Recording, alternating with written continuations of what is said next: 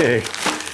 Yes, they even have directions on the back, so you can read the directions. When I was reading this, first it says remove everything, remove existing vinyl seal, make sure the garage door surface is clean and dry. Starting at one end, slide the vinyl seal into aluminum channel on the bottom of garage door. If it is difficult, insert the vinyl seal. Lubricate it with a soapy solution, soap and water in a spray bottle probably. Trim excess material to complete installation. And I was looking at that, and see, you gotta, it says to put it in from the end.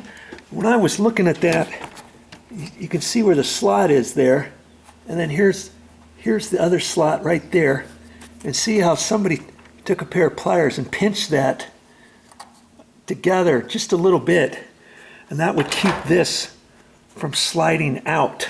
Now I could take a pair of pliers, screwdriver or something, and kind of separate that or something. But I look over here, I looked at this end, and see, it's just straight and straight. It's not kind of crimped a little bit. So I can put it on from that end.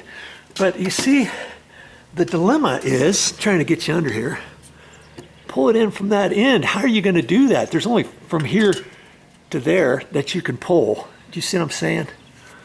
Because this is in the way.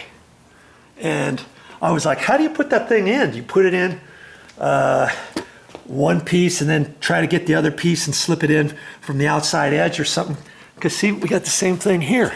I can't just pull it. I can't just pull it from over here through here because this is in the way.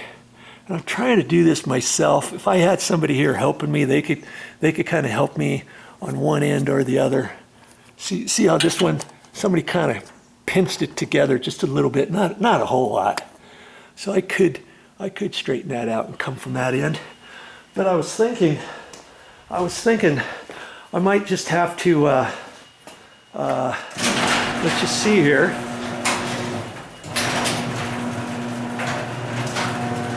If it's all the way up, I'm gonna have to get up there on a step stool.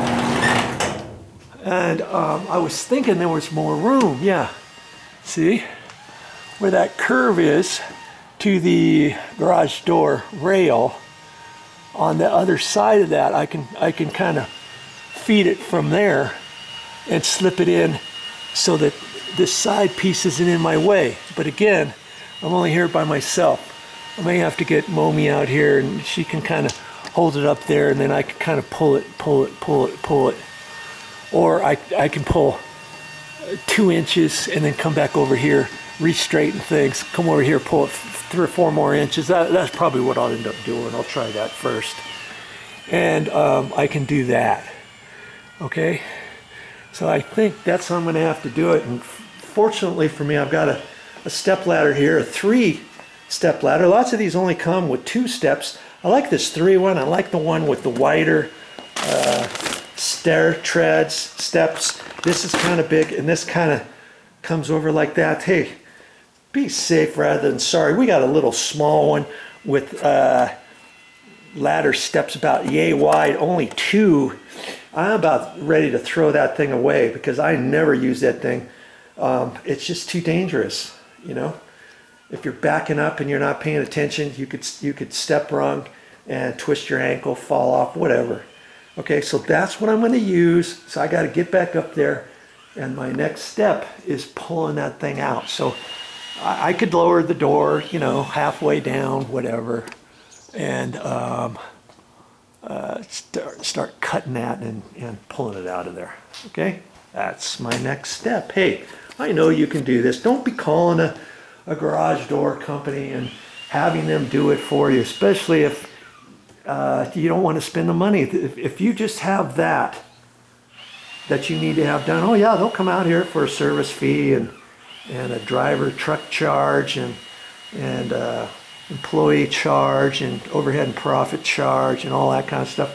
How much would they charge you to install this? This was, I told you, this was like $27. So with tax, maybe close to $30, a little less than $30. For them to come out here, it probably would take them less than a half hour to do this, but they're going to charge you a trip charge and everything else. They'd probably charge you $125 labor or more just to do that. Why not save your money and do it yourself?